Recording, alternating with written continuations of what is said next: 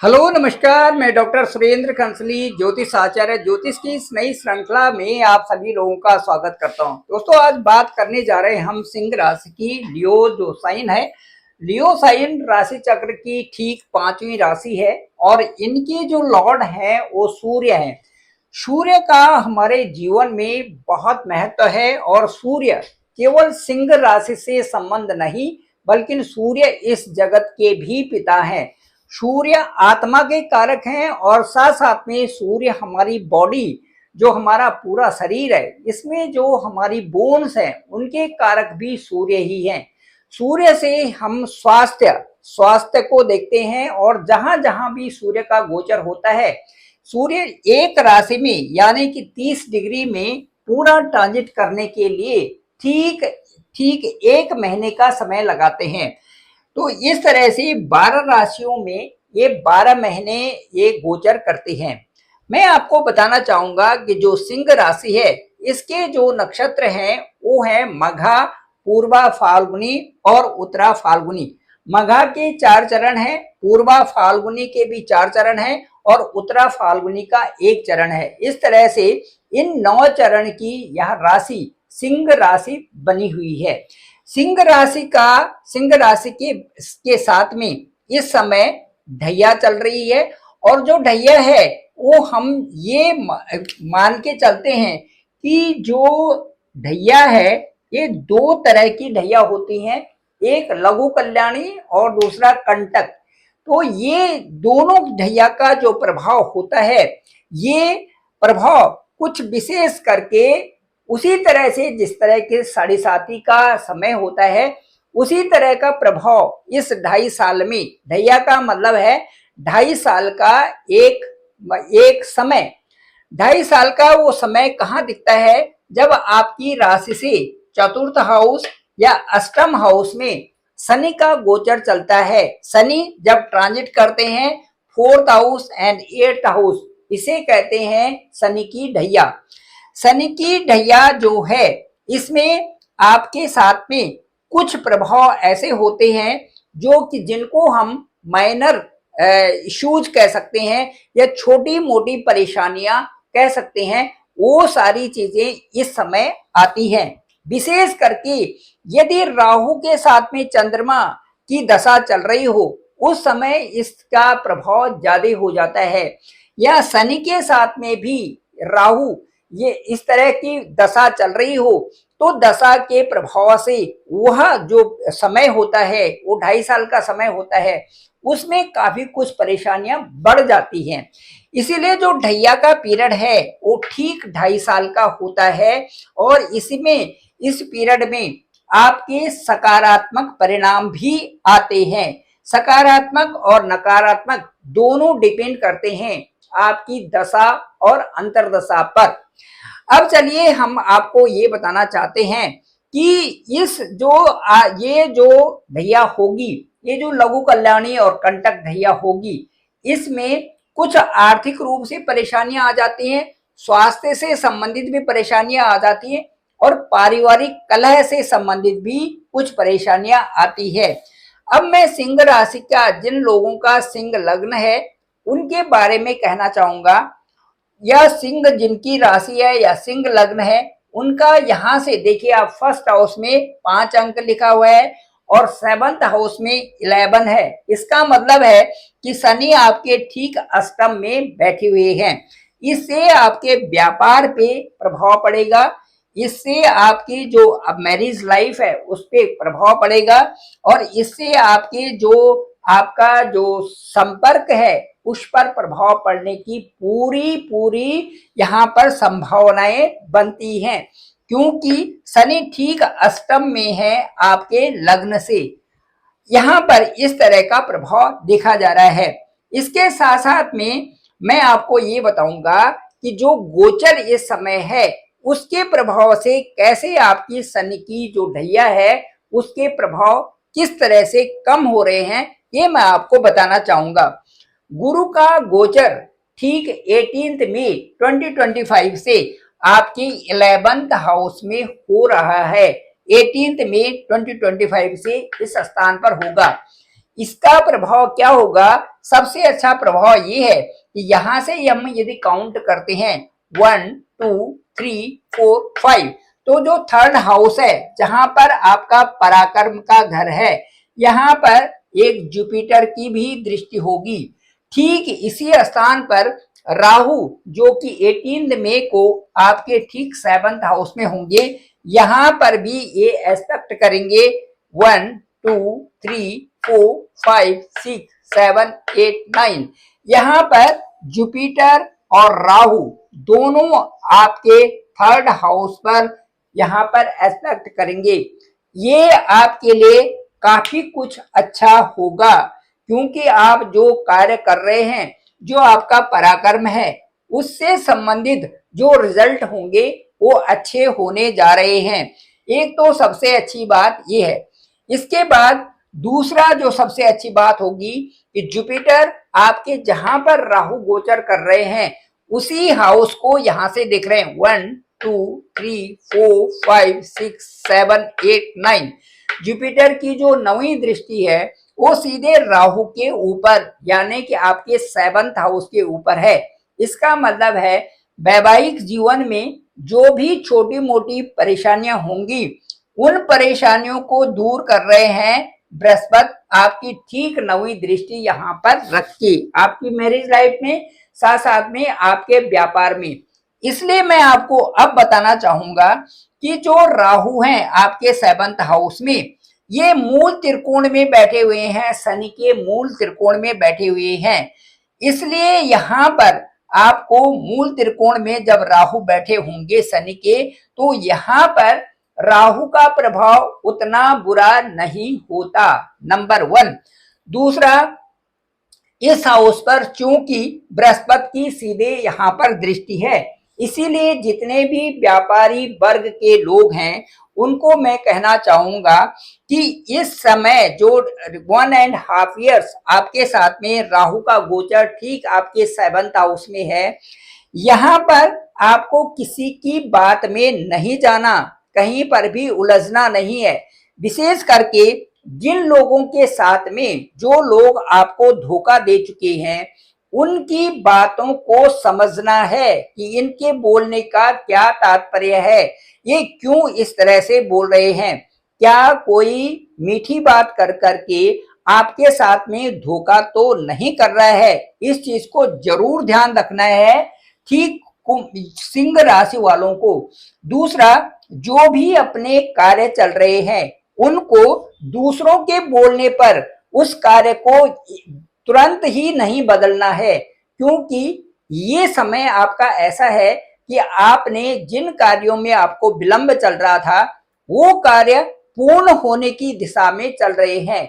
उन कार्यों को या उस जो भी आपका इन्वेस्टमेंट है या जो भी आप कार्य कर रहे हैं या जो भी आपका व्यापार क्षेत्र है या जो भी आपका सर्विस का क्षेत्र है, उस क्षेत्र में आपने दूसरों के बोलने पर अपनी जो गति है, अपनी जो आपकी सीधे चलने वाली जो आपकी एक बनी हुई है, एक रिदम बना हुआ है लाइफ का, उसमें कहीं भी बाधा उत्पन्न नहीं करनी है। अपना सेल्फ डिसीजन लेकर के अपने पहले उन कार्यों को पूरा करिए जो कि आपको असाइन हैं। अब मैं आपको ये कहना चाहूंगा कि यहाँ पर आपने किसी से भी किसी तरह से भी परेशान नहीं होना है। दूसरा, आपको मन में कोई भय करने की आवश्यकता नहीं है, क्योंकि राहु हमेशा भय उत्पन्न करते हैं। दूसरा, जो केतु का गोचर है, केतु जिस स्थान में होते हैं उस स्थान को वो बहुत अच्छा वहां पर आकलन करने के लिए कहते हैं। केतु हमारा जीवन है, जीवन से संबंधित कार्यों को करना ही चाहिए। राहु हमारी इच्छाएं हैं, इच्छाओं को पूर्ति करना चाहिए, लेकिन राहु एक प्रकार का बेलगाम का घोड़ा होता है। इसलिए यहाँ पर अननेसेसरली न तो उन कार्यों को करना चाहिए जिनसे हमें हानि हो रही है, और इसमें बड़े सोच समझ करके अपने कार्यों को पूरा करना चाहिए। नहीं तो राहु उठक पटक भी करते हैं, कभी उतार कभी चढ़ाव वाली स्थिति राहु की रहती है।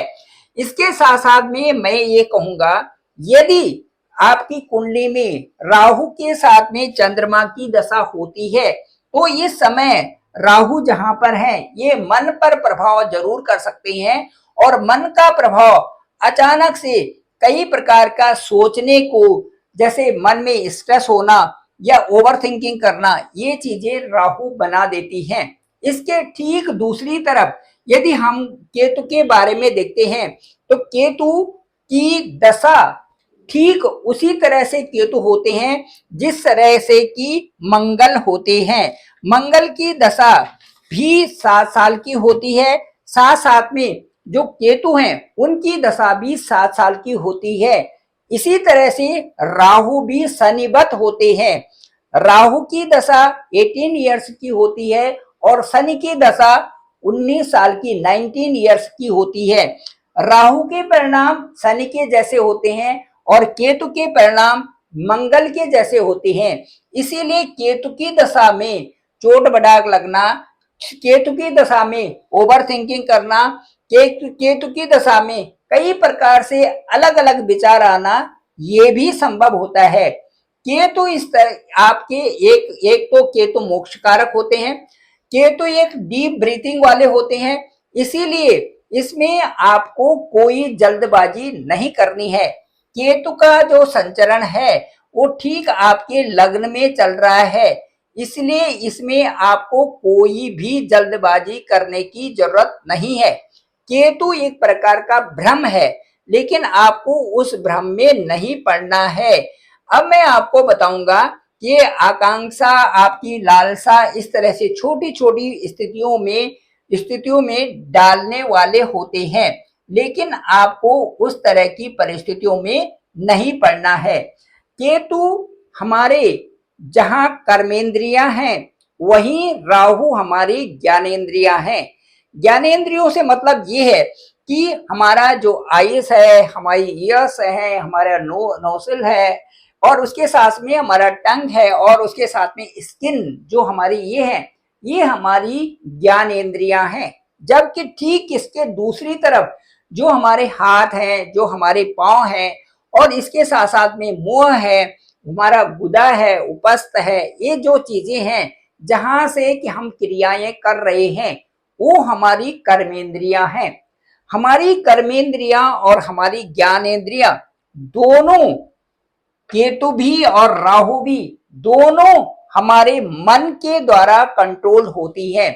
राहु और केतु मन के द्वारा कंट्रोल होती है। विशेष करके राहु को हम मन, बुद्धि और आत्मा से भी जोड़ते हैं कि इनके जोड़ने से उनका जो प्रभाव है वो हम अपनी तरफ अपनी हिसाब से कम करते हैं।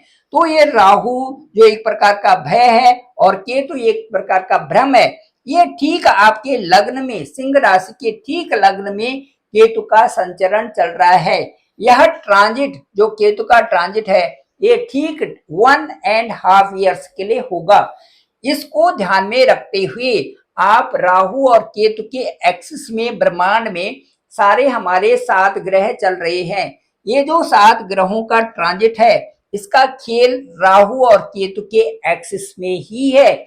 इसको ध्यान में रखना चाहिए कि जब मन की स्थिति को कंट्रोल में करने के लिए उस समय अपने ज्ञानेंद्रियां और अपने कर्मेंद्रियों की तरफ ध्यान देना चाहिए कि ये सही दिशा में है या नहीं है, और इनको कैसे कंट्रोल किया जाए ये आपने ध्यान रखना है। इसके साथ साथ में मैं बताना चाहूंगा कि जो गणेश अथर्व शीर्षम, जो पूजा प्रकाश गोरखपुर की एक किताब है, पूजा प्रकाश गोरखपुर, जो गीता प्रेस गोरखपुर की एक किताब है पूजा प्रकाश, नित्य कर्म पूजा प्रकाश, इसमें गणेश अथर्व शीर्षम दिया हुआ है।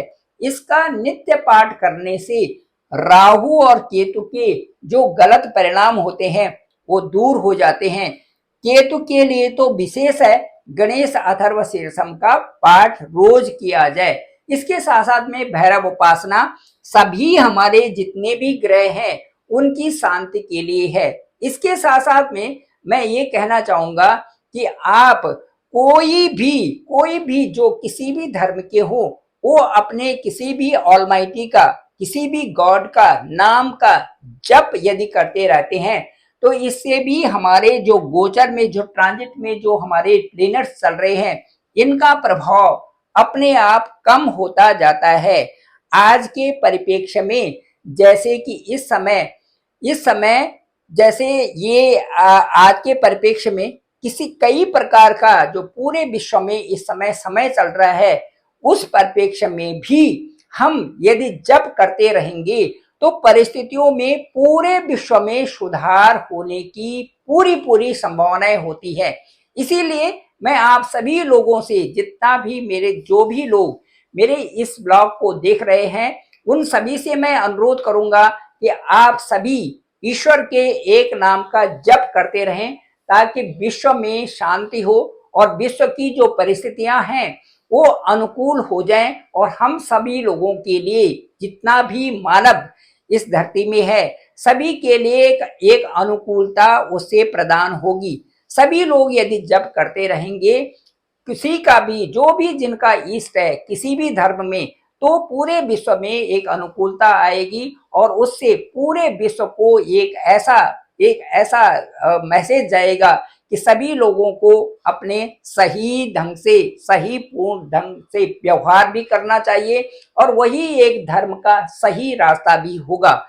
इसी के साथ में मैं डॉक्टर सुरेंद्र खंसली ज्योतिष आचार्य, डिस्क्रिप्शन पे मेरा नंबर है 9868280191। आप डायरेक्ट मुझे कॉल कर सकते हैं, मैं आपका कॉल पिक करूंगा और साथ साथ में जानेंगे कि आपकी दशा और अंतर्दशा क्या कर रही है, किस तरह से ये आपको प्रभावित कर रही है, किस स्थान की है, क्या लगन की है, असेंडेंट की है, 5th या 9th हाउस की है। साथ साथ में ये देखेंगे कि उन कौन से हाउसेस और कौन सी हाउसेस की जो सिग्निफिकेटर हैं वो कौन से हैं, किस तरह से प्रभावित कर रही हैं, आपकी गोचर कुंडली क्या कहती है, ट्रांजिट कुंडली, आपके नटाल होरोस्कोप क्या कहता है और साथ साथ में ये पता करेंगे कि नवांश कुंडली उसके बारे में क्या कर रही है। सबके योग देख करके ओवर फोन आपसे बात की जा सकती है। मुझे लगता है कि जो भी मेरा अनुभव होगा मैं जरूर आपसे शेयर करूंगा। मेरे इस चैनल को डॉक्टर सुरेंद्र खंसली नामक इस चैनल को आप जरूर सब्सक्राइब करें, सभी लोगों तक भेजें ताकि सबको इसकी जानकारी हो सके। Thank you very much. आप सभी लोगों का आभार, आप सभी लोगों का बहुत बहुत धन्यवाद।